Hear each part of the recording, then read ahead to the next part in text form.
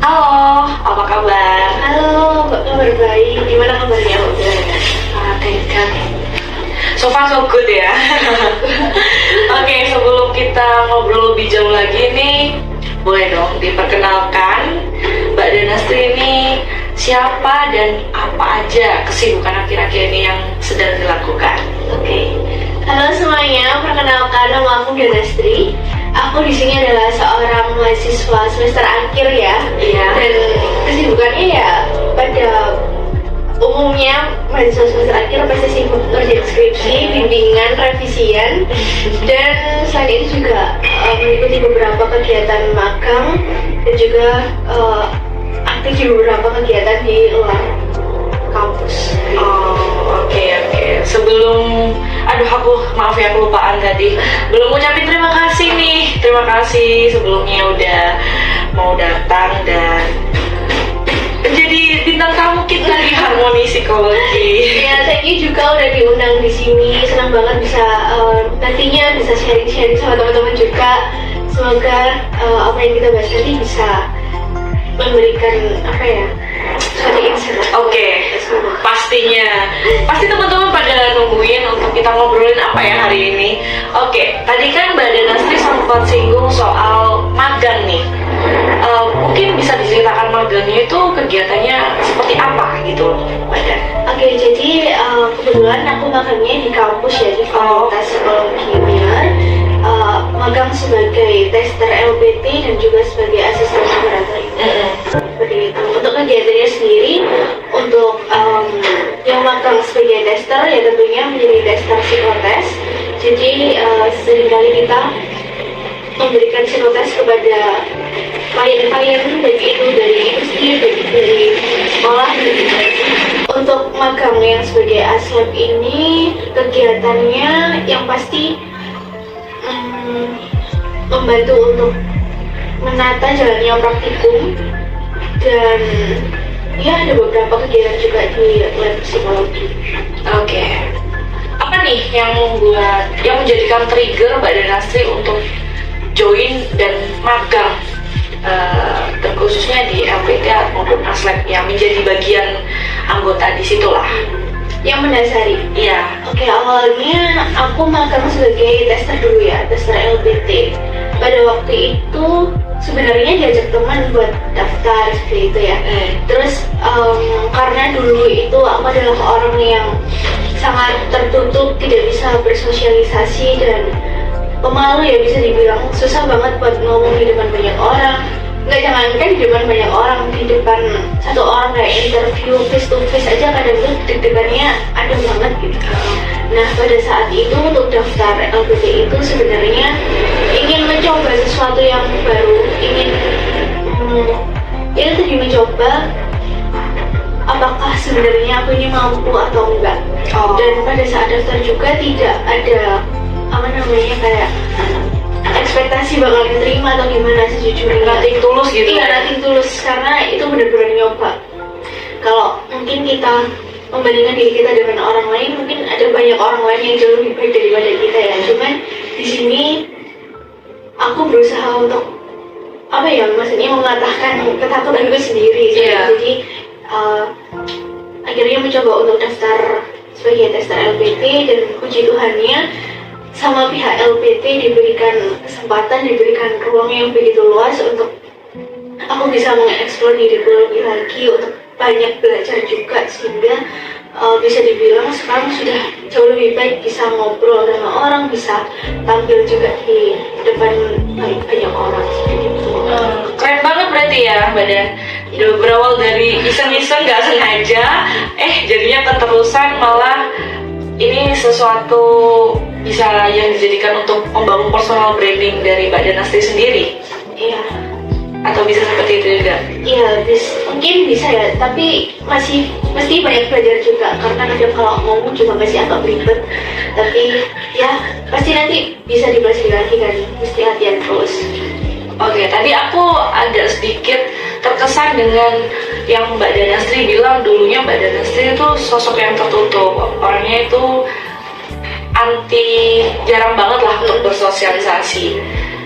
Jadi ketika masuk di dunia magang nih, apa aja sih hambatan atau kesulitan yang Mbak Danastri temuin gitu loh dengan kepribadian Mbak Danastri yang awalnya seperti itu, dan bagaimana cara untuk gimana ya untuk menyesuaikan hal itu? Oke, jadi untuk pertama-tama itu memang hal yang paling susah ya untuk beradaptasi. Yang awalnya mungkin apalagi pandemi ya, karena pandemi jadi di rumah terus, jarang ketemu orang. Terus pada saat magang harus bisa ngomong di depan banyak orang, itu rasanya susah banget, berat banget. Ada banyak banget hal-hal yang harus dipelajari juga di sana waktu awal-awal magang itu. Dan kesulitan terbesarnya itu ya untuk bisa ngomong di depan banyak orang itu tadi, untuk bisa menyampaikan sesuatu dengan jelas ya, karena kan kalau aku dulunya ngomongnya itu terlalu cepat sehingga mungkin banyak orang nggak tahu aku itu ngomong apa karena terlalu cepat itu tadi. Nah, untuk bisa menghadapi kesulitan itu yang pasti mencoba untuk terus berlatih, terus mematahkan ketakutannya sendiri itu tadi. Karena kan takut di depan banyak orang karena takut dinilai kayak gimana sama orang, tapi ketika sudah mulai mencoba ternyata kok nggak seserem itu. Gitu ya. Berarti buat teman-teman yang ngerasa dirinya introvert atau ansos kali ya, jangan pernah takut untuk mencoba. Patahkan rasa takut kalian ya, seperti Mbak Danastri yang saat ini yang benar-benar dulunya tuh memang maksudnya menghindar gitu ya di lingkungan sosial. Dan menganggap bahwa diriku memang orang yang kayak gitu. Jadi kan itu menutup diri untuk berkembang ya sebenarnya. Kayak menganggap bahwa aku ini orangnya emang nggak bisa bersosialisasi. Emang aku ini orangnya senangnya sendirian atau dalam kelompok yang kecil dengan orang-orang yang itu aja dan sebagainya. Nah, karena ada pemikiran seperti itu yang akhirnya membuat aku jadi susah untuk berkembang kayak gitu. Jadi waktu mencoba untuk memberanikan diri, dan di situ mulai menyadari bahwa ternyata ketika kita berani untuk mencoba, kita bisa mengupgrade diri lah, ibaratnya kayak kita memperbaiki diri juga. Ternyata yang dulunya tidak bisa bersosialisasi ternyata sekarang masih belajar tapi sudah lebih bisa dari yang ya. Berarti aku juga bisa ambil dari cerita Mbak Danastri barusan, jangan menormalisasikan sesuatu yang menurut kita itu zona nyaman kita gitu ya, akan menjadikan kita stuck dan nggak bisa improve dari diri kita sebelumnya. Oke. Soal ini Mbak Danastri, kan tadi juga Mbak Danastri menjelaskan cara untuk mengelola diri sendiri juga, kesulitannya kan ngobrol sama orang. Nah, itu kan kalau misal dari faktor eksternal, orang-orang yang nggak bisa kita kontrol. Kalau misal dari Mbak Danastri sendiri nih, kadang ngerasa capek, udah ngerasa atau untuk recharging diri agar mampu bersosialisasi lagi nih, karena kan ya nggak mudah juga untuk keluar dari zona nyaman. Ada nggak sih pro kontra pas waktu Mbak Danastri magang, pro kontranya sama rekan-rekan kerja di lingkungan magang itu ada nggak? Dan gimana sih caranya Mbak Danastri untuk provide diri untuk Mbak Danastri sendiri? Ya, kalau yang namanya hubungan antar manusia, maksudnya relasi antara satu orang dengan orang lain yang lainnya, pasti permasalahan pro dan kontra itu pasti ada gitu. Apalagi kita itu berasal dari latar belakang yang berbeda, kepribadian yang berbeda, terus dari mungkin cara kerja yang berbeda juga, yang kadang bisa membuat kita jadi ada miss di situ, miskomunikasi atau tidak bisa saling memahami, tidak bisa saling mengerti satu sama lain kayak gitu. Nah, untuk ketika ada masalah sendiri, misal di dalam lingkungan tempat magang gitu ya, sebenarnya untuk bisa menyelesaikan permasalahan itu kita harus bekerja sama lagi-lagi ya. Namanya kan kita dalam satu tim, kita harus mengkomunikasikan apa yang mungkin aku maunya kayak gini, sedangkan yang lainnya maunya berbeda gitu. Kalau kita tidak ada komunikasi, kita tidak akan pernah tahu apa yang dimau sama orang lain, dan orang lain juga tidak akan pernah tahu apa yang kita mau gitu. Nah, dengan adanya komunikasi itu kita bisa saling memahami ya. Tapi mungkin ada beberapa orang yang mungkin tidak bisa menurunkan egonya dan merasa bahwa dia yang harus seperti diikuti seperti itu. Nah, kalau kayak gitu kan itu udah faktor di luar, itu udah faktor eksternal ya, maksudnya di luar kendaliku dan juga teman-teman yang lain. Jadi untuk menghadapi hal yang seperti itu mungkin ya kita sama-sama mengerti untuk bisa menjalankan suatu tugas yang diberikan di tempat makam apapun itu. Gitu. Jadi kita berusaha untuk mengerti, walaupun kita tidak dimengerti, mungkin kita bisa introspeksi diri juga, kita bisa adjust lah mana yang bisa kita tambah dan kita kurang untuk bisa berjalan bersama-sama. Oke, deep banget ya obrolan kita kali ini. Mungkin rekan kerja atau teman kita nggak bisa mengerti. Nah, gimana sih untuk kayak caranya kita handle diri kita sendiri secara emosional deh, dari Mbak Danastri ketika di dunia magang itu seperti apa? Untuk menghandle ketika maksudnya ada sesuatu atau yang dari luar nggak sesuai dengan kita. Iya betul, agar tetap menjaga profesionalisme gitu. Oke, jadi untuk itu yang pasti yang pertama kita nggak boleh emosional ya. Karena kalau kita emosional udah bubar semuanya ya, kayaknya kayak gitu. Makanya untuk bisa tidak dikuasai dengan emosi ya pastinya kita harus memberikan emosionalitas itu ruang untuk dia bisa berpikir. Ketika kita emosi, kita tidak akan pernah bisa berpikir dengan jernih, sehingga butuh waktu untuk menenangkan diri dulu. Nah, ketika kita sudah tenang, barulah kita bisa berpikir dengan jernih, dan di saat itu kita bisa mengambil keputusan. Jadi untuk mengatasi emosional itu dia, mengatasi emosi yang muncul ketika ada sesuatu yang di luar kendali kita yang tidak sesuai dengan apa yang kita harapkan, yang pasti kita ya beri waktu untuk diri sendiri gitu, untuk merasakan apapun emosinya, apapun perasaan yang sedang kita rasakan gitu. Intinya kita memvalidasi perasaan itu, dan setelah itu ketika kita bisa berpikir, barulah kita mengambil atau memilih misal solusinya apa. Dan ketika kita sudah tahu dong, kita jadi tahu nih masalahnya apa. Ketika kita sudah tahu masalahnya apa, kita bisa menjadi lebih mudah untuk mencari solusinya. Kayak gitu.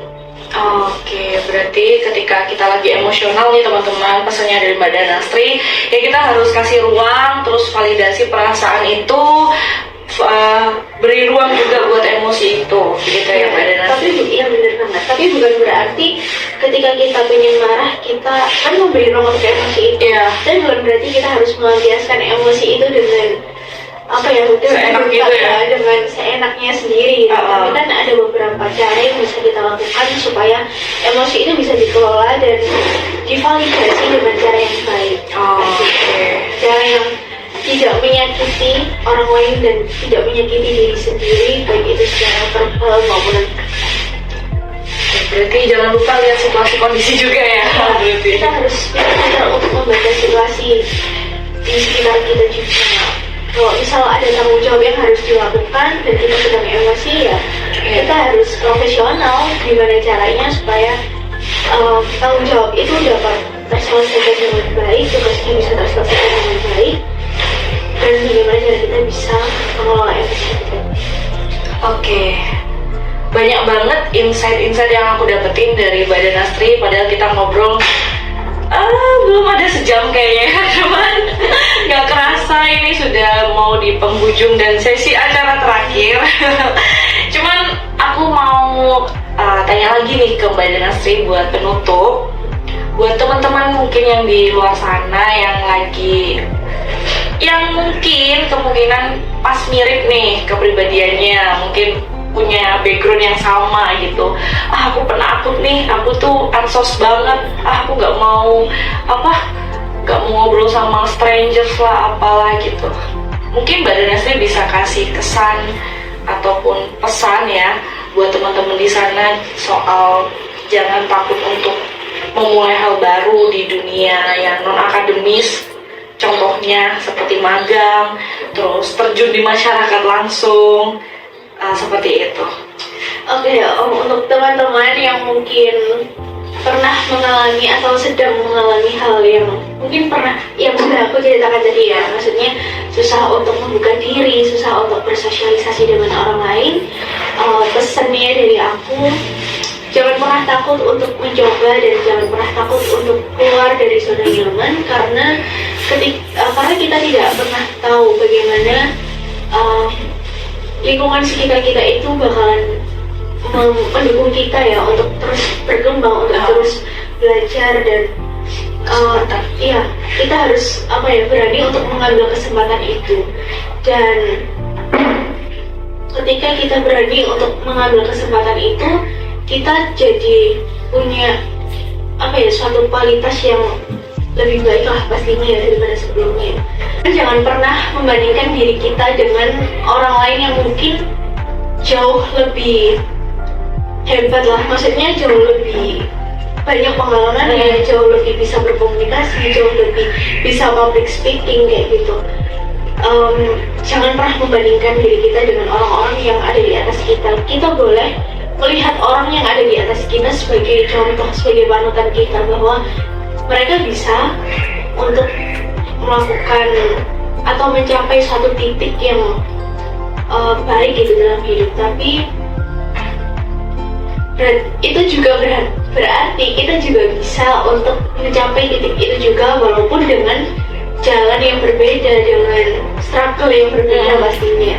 Dan untuk memulai hal yang baru juga itu bukan tentang kita dibandingkan dengan orang lain, tapi bagaimana kita bisa menjadi lebih baik daripada diri kita yang kemarin, daripada diri kita yang biasa lalu. Oke, kalau bisa beri tepuk tangan nih dari aku.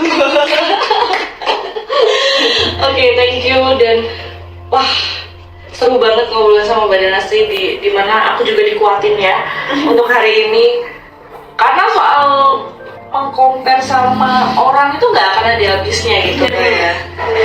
Jadi kayak untuk kita pengen melakukan suatu perubahan dalam diri kita ya, langkah awal itu tadi, jangan membandingkan diri kita dengan orang lain gitu. Kalau tidak, kita harus membandingkan diri kita dengan diri kita yang sebelumnya. Gitu. Dan satu lagi, jangan pernah takut untuk jangan pernah takut dengan orang lain gitu, karena bisa dibilang dulu aku takut dengan orang lain, takut dengan penilaiannya orang lain, takut dengan ekspektasinya orang lain gitu. Nah, waktu itu pernah baca satu buku yang sangat menguatkan aku sekali gitu. Dalam buku itu bilang kalau semua manusia di muka bumi ini sebenarnya sama gitu. Kita sama-sama punya kekurangan dan kita sama-sama punya kelebihan. Mungkin kelebihan yang kita punya itu nggak sama dengan kelebihan orang lain. Dan juga sebaliknya, mungkin kekurangan atau kesalahan yang pernah kita lakukan itu nggak sama dengan orang lain, tapi kita semua sama-sama punya itu. Oke, thank you Mbak Danastri sudah hadir di podcast Harmoni Psikologi, dan sehat selalu ya. Iya, thank you untuk undangannya juga supaya aku bisa ngobrol dengan sedikit sama. Iya. Semoga obrolan kita hari ini bisa bermanfaat ya. Amin. Semoga podcast Harmoni Psikologi bisa ditonton lebih banyak orang lagi dan dikenal lebih luas. Oke, thank you. Psikologi jaya-jaya.